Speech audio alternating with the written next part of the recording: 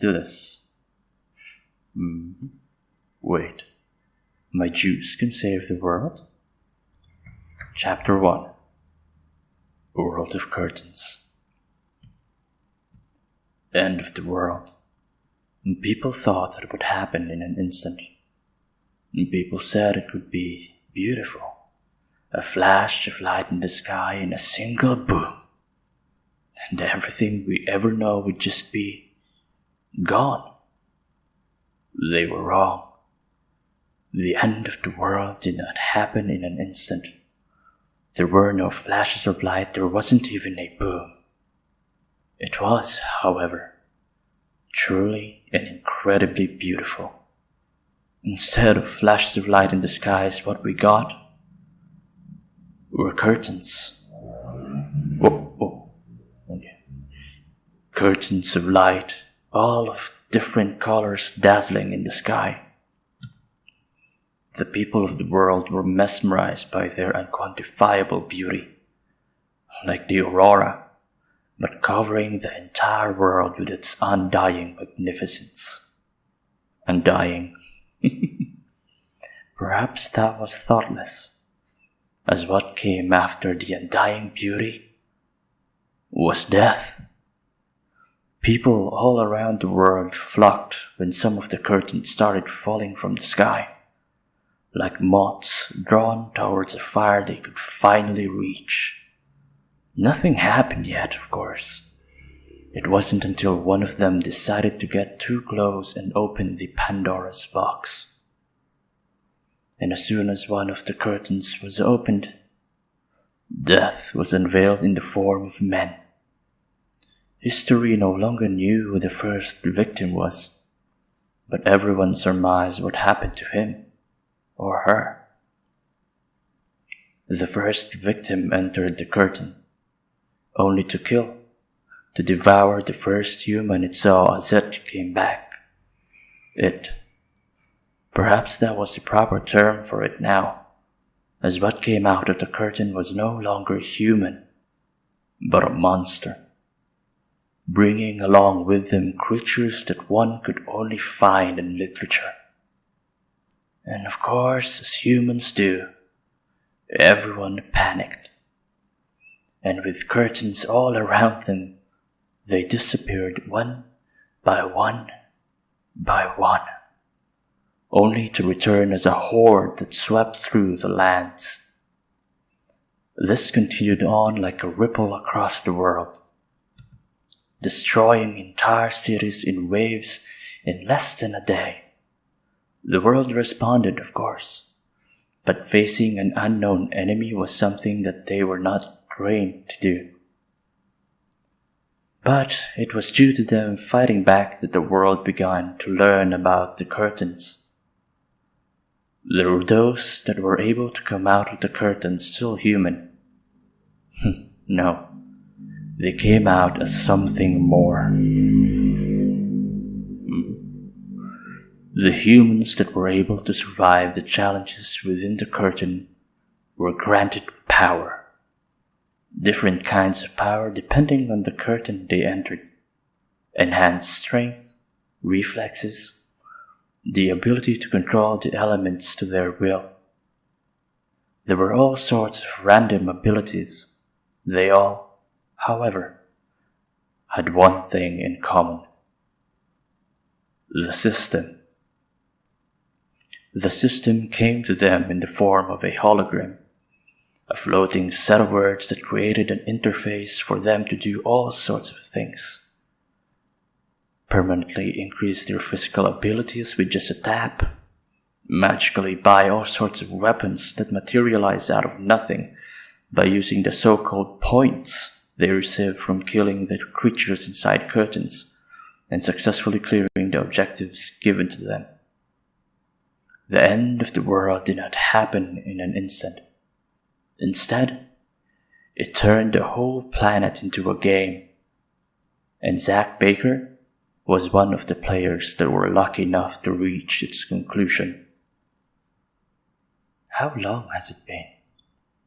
169 years, 61,727 days to be exact, I don't know, man. 169 years sounds longer to my ears. We're that old? But why does it look like only Chandra grew older? Fuck you. That long, huh? I didn't even notice. Zack's long red hair flowed from his shoulders as he took off the robe covering his head, revealing his bright red eyes that seemed to draw everyone it lays its eyes upon. Well, I, for one, do not want to add any more days to that. Let's fucking end this, he then said as he grabbed the staff resting on the boulder beside him. A magic staff that was taller than even him, adorned with a bright purple jewel floating on its end. Really? What's the rush? A man clad in golden armor then placed his hand on Zack's shoulder. His chuckles, whispering into Zack's ears. It's not like our most powerful mage has a date to go to after the apocalypse. That's because they are all dead, Chris. Zack then let out a small scoff as he removed Chris's hand from his shoulder. Well, you didn't have to go that dark, but okay. Zack Baker, the one they call the Supreme Mage, a title given to him for having the highest level amongst the mages, capable of destroying moons with a flick of his hand. But he was not alone in holding such a grandiose title. Chris Williams, known as the Heavenly Shield, the vanguard with the highest level, capable of blocking even meteors the size of an island. Diana Williams, the Mage of Ice, second only to Zack in terms of sheer raw magical ability. Tyler Curry, a healer capable of restoring any and all injury as long as one's heart still beats. Ai Tanaka, the Twilight Swordsman, rumored to be able to split atoms with her blades. Chandra Singh, a poison master, capable of clearing a curtain without even entering it by poisoning everything within it. And lastly, Isabel Reyes has the unique ability to amplify the power of the system. The 7 of them were known as the saviors of the world, the one to close all curtains.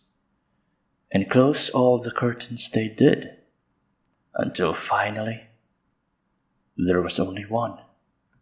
All sorts of colors reflected in Zack's eyes as it stared at the final curtain. More than 100 years of suffering, finally coming to an end as he faced the last challenge of his life. Facing beasts, the undead, giants, and even dragons. He had lost his family, his loved ones, and in a way, even his humanity. Even if they cleared this last curtain and finally saved the world, there was nothing for him out there. He was alone. But that didn't matter. The lives of hundreds of millions of people rest in their hands. They weren't saviors, but soldiers. Soldiers ready to die so that the people of the world could finally sleep, not thinking if they will still be alive tomorrow. Let's do this. Zack repeated his words as he took a step towards the flickering curtain of light in front of him. Whatever awaits us here, I will make sure that all of you will return safely. But alas, they failed. What awaited them at the other side of this curtain was a threat they were never really prepared to face. They already expected it would be the most improbable mission they would ever take, but none of them expected to die without even being able to do anything. Isabel died first, being the one physically weakest. Next was Chandra, who drowned in his own poisons, and then Diana, followed by her brother Chris, and then Ai Tanaka, who stood in front of Zack and shielded him from the unexpected attack. Why? Zack could really only stare at Ai's face as the light in her eyes slowly fades. Even after all this time, you still don't get it. And with those words, Ai took her last breath. No. This. Zack then stared at the bright light that very slowly blanketed everything it touches, swallowing his friends, their hope, and their future. What the fuck is this game? And soon, it swallowed him too.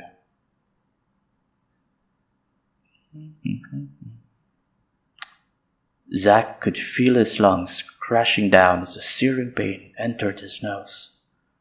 The last thing he saw was Chris's shield dropping to his face. Does that mean this is what death feels like? Pressure in the back of his head, a cold rush in his face, his lungs collapsing, and the flickering bursts of laughter that drummed in his whistling ear. Laughter? Were his comrades alive? Zack opened his eyes, only for him to feel a sting as a pool of what seemed to be water completely drowned his head. Oh shit! Zack then let out a huge gasp as a cup of yellow, somewhat brownish water fell from his mouth. Zack stared at the mess he made on the floor, thinking that the liquid that came out of his mouth was definitely not blood. Also, it had a weird taste. Bro, fuck, that's disgusting. I think you hit him too hard in the head. Zack then quickly turned his moist eyes towards the mocking voices, only to see a boy wearing a school uniform. A uniform that Zack also wore before everything went to shit. Before the existence of the curtains brought ruin to the world. Oh. Zack then wiped the yellow liquid from his face as he looked at each of the faces of the students surrounding him. Faces that have long been buried deep in his memories. Cool. Oh yeah, that's that. For those that didn't realize it, Zack was sent back in time. Yep. So if you want to read it by yourself, I will put the link on the description. If you want to ask me any questions about the story or just about me in general, then just do so by commenting down below. And yeah, share, subscribe or something. And once again, my name is Romeru, and thank you for listening to my nonsense. Bye-bye.